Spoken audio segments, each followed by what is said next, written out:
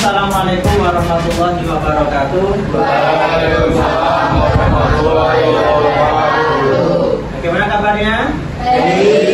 Sehat semuanya? Alhamdulillah, semoga kalian tetap diberikan kesehatan dan bisa mengikuti pelajaran hari ini dengan baik. Pada kesempatan siang hari ini, Pak Nur akan menyampaikan tentang topik 2, kebinekaan Indonesia. Kita tahu Indonesia merupakan negara yang terkenal dengan adat, suku, agama, bahasa yang beraneka ragam. Betul tidak? Ya, kita mengenal itu karena kita memiliki pulau yang jumlahnya ratusan ribu, 17.000 lebih pulau, tentu membawa adat dan budaya yang berbeda-beda. Kemudian keragaman itu ternyata tidak hanya di suku, agama, termasuk makanan, pakaian dan sebagainya, ternyata itu juga kita beragam. Maka kita akan pelajari pada kesempatan siang hari ini. Nah, dengan tema judulnya adalah negeri penuh harmoni, ya, negeri yang penuh harmoni. Kita berada di sebuah negara yang sangat dirindukan oleh orang atau negara lain. Negeri yang harmoni, yang beragam tetapi hidup damai. Karena itu tidak dijumpai di negara-negara lain. Tidak ada negara lain yang punya adat, istiadat, budaya yang lebih banyak dibandingkan Indonesia. Kita lanjutkan, next materi selanjutnya, capaian pembelajaran. Nah, memahami kebinekaan Indonesia untuk mewujudkan profil pelajar Pancasila. Karena memang profil pelajar Pancasila merupakan salah satu ciri daripada kurikulum Merdeka, di mana tuntutannya adalah memiliki pelajar yang mencerminkan keindonesiaannya, yaitu melalui profil pelajar Pancasila. Next, selanjutnya, kemudian sebelum kita lanjutkan, kita lihat diri kita dulu.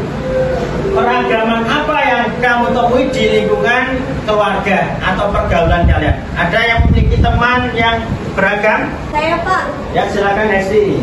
Saya punya teman dari suku Sunda. Suku Sunda? Ya. Beda suku ya, berarti Jawa dengan Sunda. Bedanya apa Jawa dengan Sunda? Bahasa. Bahasanya?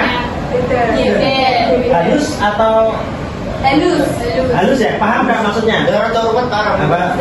Sunda kita nggak paham ya, karena kita memang bahasanya adalah Jawa halus, sana dengan Sunda halus juga, sehingga karena bahasanya berbeda, kita juga mungkin ada dalam tanda kutip perlu penyesuaian terhadap maksud dari bahasa yang berbeda itu. Ada yang lain lagi? Saya, Pak. Iya. Saya juga punya teman yang berbeda agama, yaitu agama Kristen dan juga berbeda suku, yaitu suku Baduy. Suku Baduy? Ya. Jadi keragaman yang dimiliki oleh teman kita, yaitu teman kalian ini Ibnu, punya teman yang bergaul atau berinteraksi dengan agama yang berbeda. Boleh-boleh saja, karena kalau di Indonesia ada agamanya bermacam-macam ya, dan diakui berapa? Minimal 5 ya. Agama Islam, Kristen, Katolik, Hindu, Buddha, dan Konghucu. Jadi aman? Kekuatan ya, bukan ancaman? Kan ya, karena memang kita tahu bahwa yang beragam itu tentu antara satu dengan yang lainnya saling melengkapi. Di sini misalkan untuk kebutuhan sehari-hari, daerah tertentu penghasil padi, daerah yang lain penghasil jagung, daerah lain juga penghasil mungkin ikan-ikan, perkebunan. Kan nggak mungkin orang yang misalkan di pantai menghasil ikan, kemudian dia makan ikan terus, kan tidak mungkin. Pasti butuh yang namanya nasi, maka butuh daerah lain, tempat lain, suku yang berbeda. Begitu juga sebaliknya. Jadi perbedaan itu adalah saling melengkapi, saling membutuhkan. Karena orang pada prinsipnya adalah saling membutuhkan bantuan orang lain.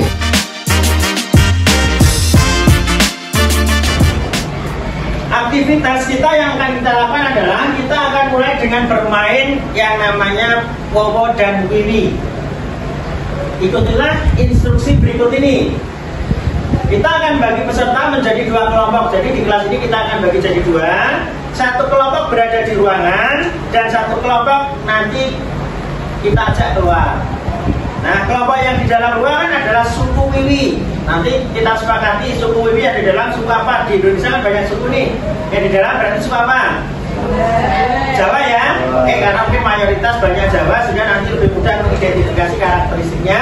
Yaitu yang di suku Wiwi adalah suku Jawa. Nanti yang di dalam. Sedangkan kelompok yang di luar suku Wowo. Suku Wowo kira-kira kita ngambil suku apa? Batak ya, kita ambil yang luar Jawa suku Batak. Nanti Batak silakan nanti keluar untuk mendiskusikan apa yang harus dilakukan. Setelah masing-masing mati sifat dan karakternya, nanti suku yang di luar yaitu suku Wawa masuk ke ruangan, kemudian akan berinteraksi saling berdiskusi. Kira-kira misalkan ada pertanyaan dari suku Wiwi ke suku Wawa atau sebaliknya, suku Wawa ini bertanya kepada suku Wiwi, Jawa bertanya kepada Batak ya, Batak bertanya kepada suku Jawa. Apakah benar pertanyaan-pertanyaan yang ada di luar itu kemudian nanti bisa ditanyakan di sini, dikonfirmasi apakah itu benar karakter orang Jawa ataukah benar itu karakter orang Batak. Kalau salah ya nanti kita konfirmasi di sini, oh ternyata itu salah. Jelas ya? Setelah itu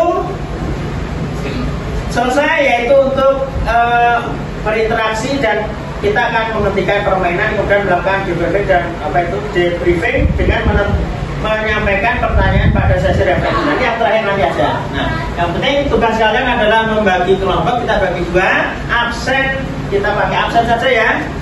Kita pakai absen mulai dari absen 1, Akvista sampai Naim 1 sampai 9 itu suku Wiwi. Sedangkan yang absen 10 Ibnu sampai Yuda itu suku Bukowo. Nanti yang di luar kita tetapkan suku Batak. Jelas? Nah, kalau jelas, silakan suku Wiwi tetap di sini untuk mendiskusikan apa karakter atau ciri dari suku Jawa itu seperti apa. Kemudian suku Batak juga sama, tetapi tidak di dalam ruangannya sama. Nanti biar kalian leluasa, sama-sama Jawa, kemudian mengidentifikasi karakternya Jawa apa saja kan lebih enak daripada ada suku lain. Makanya agar privasi masing-masing suku silakan Wiwi di dalam, sedangkan Wawa nanti di luar dulu, begitu ya. Suku yang ada di dalam ruangan ini berarti suku Wiwi ya. Suku ini silakan diidentifikasi karakteristik dan sifat dari suku Jawa apa saja. Silakan nanti bisa masing-masing mengajukan pendapatnya, nanti biar ditulis salah satu yang ada di kelompok ini. Mungkin Abdillah bisa menulisnya, bantu menuliskan, silakan didiskusikan. Silakan suku Wawa masuk. Di dalam sudah berdiskusi ya tentang karakter dan ciri orang Jawa sudah. Yang di luar suku Wawa atau suku Batak sudah didiskusikan karakternya orang Batak sudah. Kalau sudah, kita akan melanjutkan perannya ini. Apa yang harus dilakukan yaitu kalian saling berdiskusi antara suku Wiwi dan Wawa, berarti antara Jawa dan Batak, berdiskusi kira-kira atau yang pertama disampaikan dulu apa karakternya dulu ya, karakternya apa, kemudian setelah itu nanti kalian bisa saling bertanya jawab. Jelas? Nah, kalau sudah, silakan dipresentasikan terlebih dahulu suku atau suku Jawa karakteristiknya bagaimana. Silakan dipresentasikan untuk karakter ciri-ciri orang Jawa bagaimana. Saya Pak. Ya silakan Maria dipresentasikan. Karakter dari suku Jawa itu pemalu, terus sopan, ramah, percaya banyak mitos, percaya pada mitos, ya terus selalu mengalah, kalem. Ada yang mau menambahkan yang lainnya? Tidak? Cukup? Atau mungkin ada lagi sifatnya karakternya? suka menolong Pak. Suka menolong, Ya. bener gak? Nah, suka menolong. Apalagi? Sungkan, bener gak? Sungkan, ya. Ada mungkin sungkan.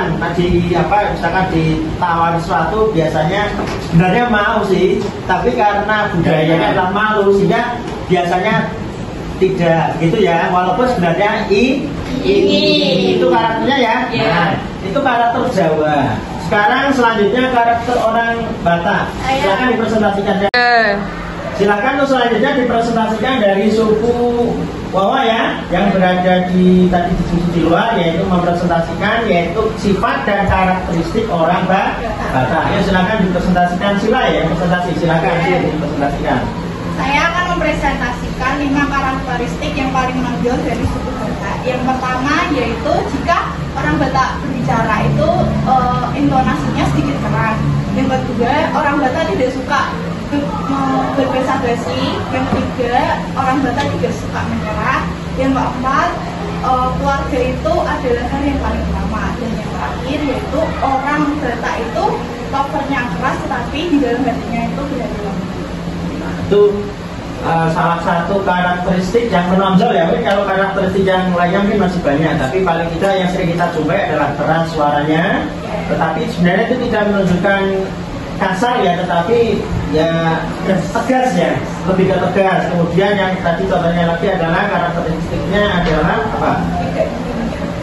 Pantang menyerah, tidak mudah menyerah, kan begitu. Jadi kalau ingin punya sesuatu, cita-cita, keinginan itu ingin segera mewujudkannya. Bagaimanapun caranya dia harus berusaha terus, intinya begitu. Kemudian yang lain lagi tadi adalah basa-basi. Tidak suka basa-basi. Nah, tidak suka basa-basi. Beda dengan orang Jawa. Kebalikannya orang Jawa, ya kan? Silakan setelah kalian berdiskusi dipresentasikan tadi, ada yang ingin ditanyakan dari Jawa ke Batak atau begitu sebaliknya. Jadi jawab dulu ya. Ya silakan ditanya, ada yang ditanyakan silakan Alhamdulillah. Apakah benar orang Batak itu orangnya keras? Ini ada pertanyaan dari Jawa kepada Batak, apakah benar orang Batak itu orangnya keras? Siapa yang menjawab? Saya. Nah silakan Tesia. Menurut kami sebagai orang Batak itu bukan logat yang keras tapi tegas. Dan mungkin karena orang Jawa terkenal halusnya, maka logat kami terhadap orang Jawa itu dianggap kasar. Masyarakat Batak memang terlihat bicara kasar, namun jauh dari itu hatinya mereka memiliki hati yang baik. Jadi anggapan itu mungkin hanya soal rasa, yaitu orang Jawa karena sudah terbiasa naik ngomong itu halus, lembut, jadi ketika ada suara keras itu kaget, sehingga itu menganggapnya adalah kasar, padahal maksudnya itu adalah sebagai bentuk orang Batak itu orangnya tegas. Jadi tegas diwujudkan dalam itu apa? Suaranya yang keras, begitu. Silakan, apakah ada pertanyaan lagi yang ditujukan kepada suku Batak? Ya silakan Pista.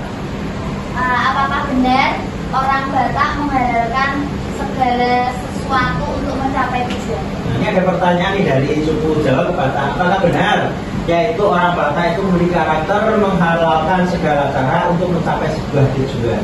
Benar nggak sih? Yang pakai itu hanya pendapat orang ataukah memang seperti itu? Ya silakan dari suku Batak bisa dikonfirmasi, dijawab. Ya silakan. Menurut kami dari suku Batak, orang Batak tidak semuanya melakukan hal untuk mencapai tujuan seperti itu, tetapi ada beberapa oknum yang masih menggunakan hal-hal seperti itu. Berarti tetap mematuhi aturan norma yang berlaku ya, tidak melanggar ya. Jadi tetap apa itu sesuai dengan aturan. Mungkin lebih tepatnya adalah pantang menyerah tadi ya, bagaimana bisa mewujudkan. Jadi kalaupun ada, kalau kita melihat ada orang Batak yang menghalalkan cara, ya mungkin orang itu saja pribadinya, personalnya, bukan mewujudkan dari karakter orang Batak. Silakan, ada yang bertanya dari suku Batak ke suku Jawa? Saya Pak. Silakan suku dari suku Batak yang mewakili Batak, Esi mau bertanya pada suku Jawa, silakan. Apakah benar suku Jawa itu menggunakan ilmu titen? Jika benar, apa alasannya? Ini ada pertanyaan dari suku Batak kepada orang Jawa. Orang benar gak sih orang Jawa itu menggunakan ilmu titen? Titen itu niteni itu ya, niteni. Kemudian alasannya apa? Ya silakan dari suku Jawa bisa dijawab. Ya. Karena suku Jawa memiliki ilmu kepakaan atau tanda-tanda alam, bukan termasuk ilmiah, tapi dari pengalaman yang sering terjadi. Jadi orang Jawa itu berdasarkan pengalaman kejadian yang berulang-ulang. Jadi niteni itu kan berdasarkan pengamatan. Memang tidak ilmiah, tetapi itu pengamatan berdasarkan pengamatan yang bertahun-tahun yang lalu, sehingga itu dititeni. Maka ada muncul istilah ilmu titen di Jawa. Contoh misalkan kalau kita di Pulau Jawa ini ya, misalkan ada Gunung Merapi. Pasti mungkin sebelum gunungnya meletus itu tanda-tandanya hewan turun gunung. Karena memang di gunung itu sudah terasa panas. Berarti kan hewannya turun agar dingin kan begitu. Udaranya suhunya biar dingin, maka hewan-hewannya turun. Selanjutnya kita akan melakukan refleksi. Refleksi ada beberapa pertanyaan di sini yang kita bahas. Yang pertama, kita akan menanyakan kepada suku Wowo apa kata-kata yang menggambarkan suku ini. Demikian juga sebaliknya kepada suku ini tentang suku Wowo. Tadi kita sudah saling diskusi, saling bertanya, yaitu tentang suku Jawa dan suku Batak. Nah, bagaimana tadi kita sudah tahu ya pertanyaannya tadi, suku Jawa kepada Batak orangnya keras, kemudian apakah menghalalkan segala cara? Ternyata setelah dikonfirmasi, orang Batak itu keras, itu sebenarnya adalah bentuk dari sifat tegas. Kemudian menghalalkan segala cara, ternyata itu sebenarnya sudah tidak ada lagi. Mereka tetap mematuhi aturan-aturan norma yang berlaku. Tetapi memang orang Batak itu terkenal ulet, gigih, pantang menyerah di dalam mencapai sesuatu. Begitu juga tadi. Jadi ketika ada nanti ya, jadi ketika nanti misalkan ada menjumpai orang Batak, kalau misalkan sifatnya kasar beneran, atau kemudian menghalalkan segala cara beneran, berarti itu sebenarnya oknum atau pribadi personalia dari orang tersebut, tidak menggambarkan atau kita generalisasi mewujudkan sikap dan karakter orang Batak. Itu ya. Begitu juga sebaliknya orang Jawa tadi, kalian sudah mendiskusikannya. Orang Jawa tadi bagaimana? Kemudian tadi pertanyaannya, berdasarkan pertanyaannya apa tadi? Mitos. Nah, mitos yang tadi katanya orang Jawa senangi klenik, suka percaya pada hal-hal seperti itu, mistis. Nah, ternyata setelah dikonfirmasi orang Jawa bahwa itu hanya pandangan yang tidak mewakili suku Jawa. Ternyata suku Jawa itu tidak semuanya kemudian percaya terhadap hal-hal semacam itu. Hanya orang yang memiliki kepercayaan kepada adat yang kuat biasanya masih memegang teguh itu. Tetapi orang yang kemudian sudah terbuka pikirannya atau memiliki sikap religius yang tinggi biasanya tidak percaya pada hal-hal semacam itu. Tadi apa lagi yang disematkan orang Jawa tadi? Titen. Nah, ilmu titen ya kita tidak menganggapnya bahwa ilmu percaya pada ilmu titen itu kemudian menuju kepada kesirikan, tidak. Tetapi itu memang menggambarkan orang Jawa itu supaya niteni dari sesuatu yang terjadi berulang-ulang. Ternyata dasarnya dari itu, bukan, memang tidak ada dasar secara ilmiah, tidak ada, tetapi memang orang Jawa itu mengamati dari kejadian yang berulang-ulang, kemudian itu menjadi sebuah kesimpulan begitu loh. Ya, kita masuk ke konsep. Nah, jadi ini ada piramida. Kita lihat di sini adalah bias, kemudian ada prasangka, diskriminasi, kemudian tindakan kekerasan, sampai kemudian yang terakhir ada genosid. Nah, kita lihat di sini. Kita sering yang namanya lelucon guyonan dengan teman kita dan lain sebagainya. Niatnya bercanda seperti itu. Tapi bisa jadi orang yang menerima itu tidak dianggap sebagai bercanda, tetapi menghinakan, bisa jadi. Kita nggak tahu. Kemudian bisa apa? Semacam gosip yang muncul di masyarakat. Kemudian ada stereotip itu apa? Penyematan atau stempel kepada seseorang. Sehingga kalau kemudian orang yang diberi stereotip atau stempel negatif itu tidak terima, nanti kan akan muncul yang namanya apa?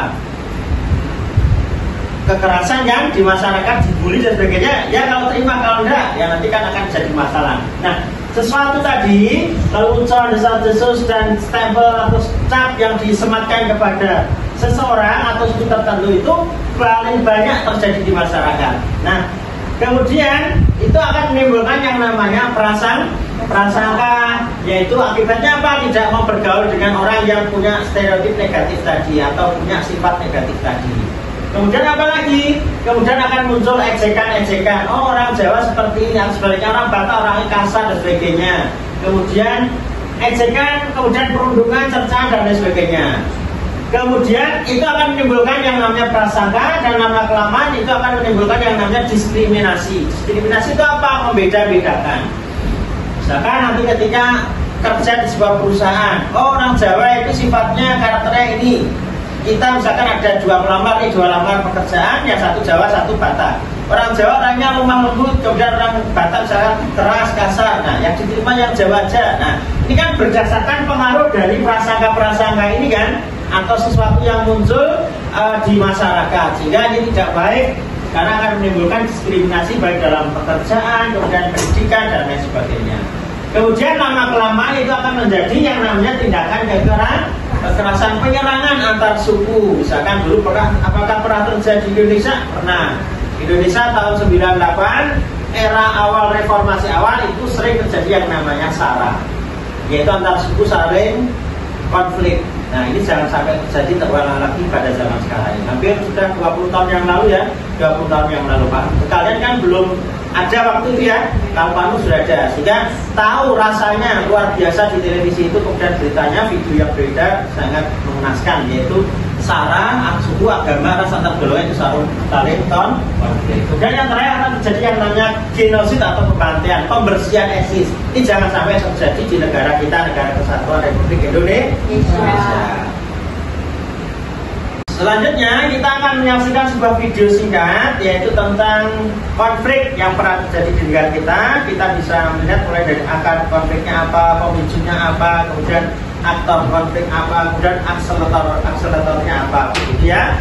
Kita bisa menyimak video berikut ini. Bahkan video seri memahami konflik. Bagaimana konflik kekerasan terjadi? 1 tahun setelah reformasi awal tahun 1999, masyarakat Indonesia dikejutkan oleh konflik kekerasan komunal bernuansa agama dan etnis.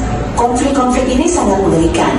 Misalnya, dalam konflik di Maluku yang berlangsung dari Januari 1999 hingga Januari 2003, tercatat 5.000 orang meninggal dunia.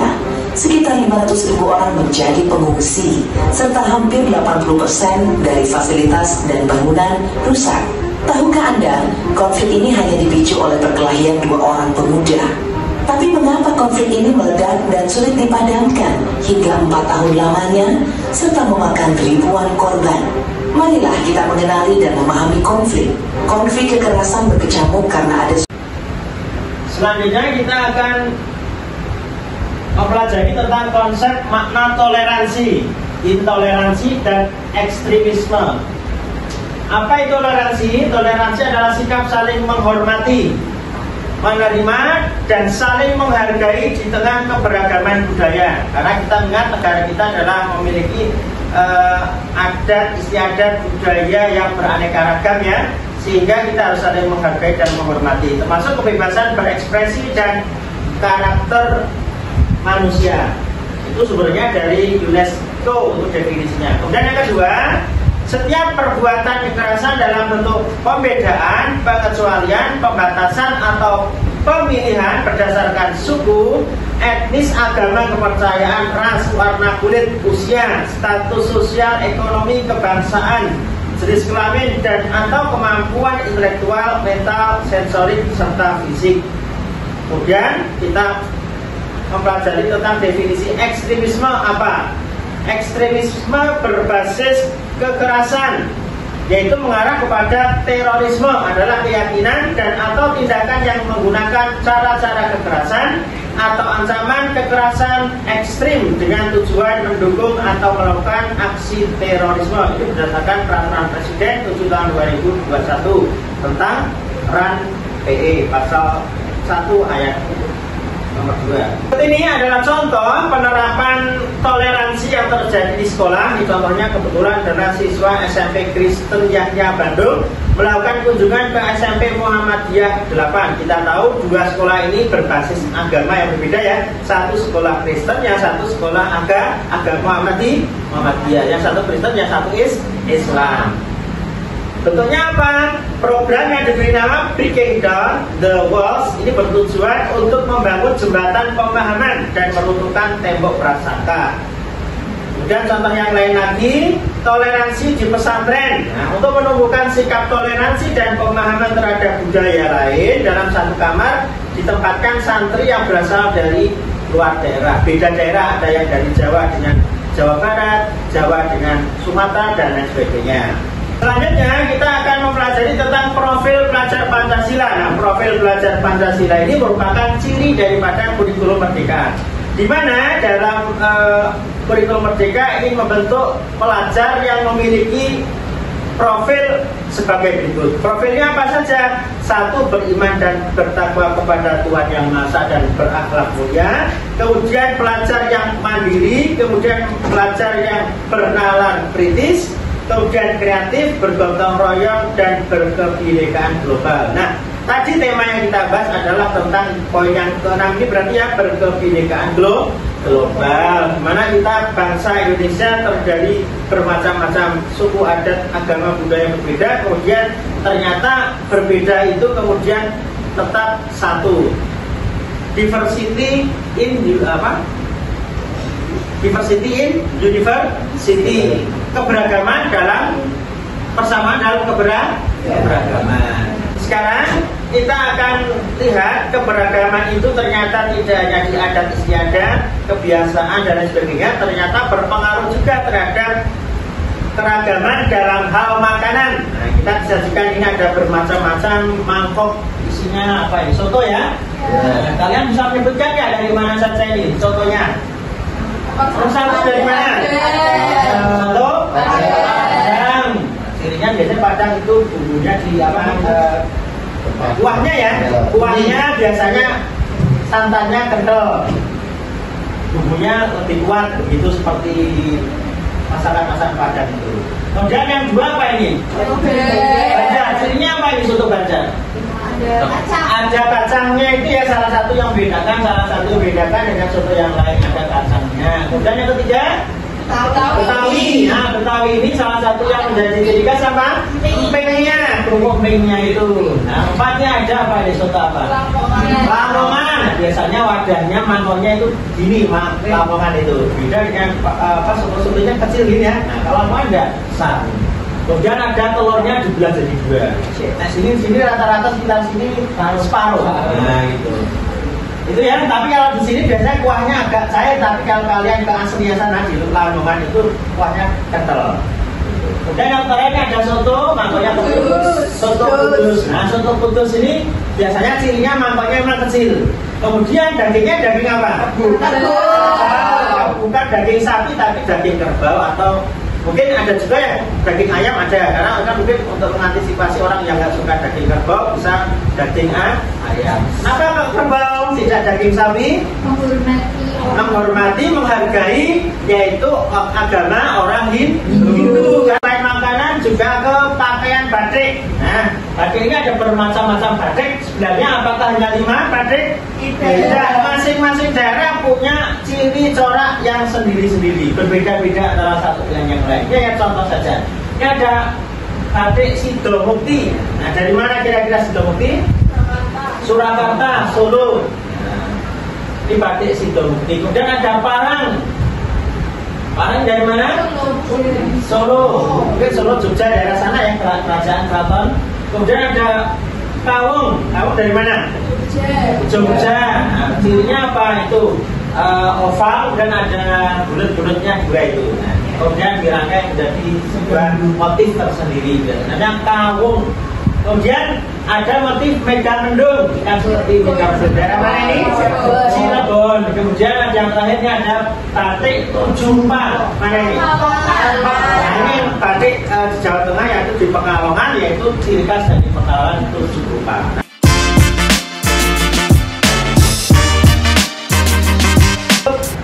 Materi kita pada pertemuan siang kali ini yaitu tentang keanekaragaman budaya Indonesia.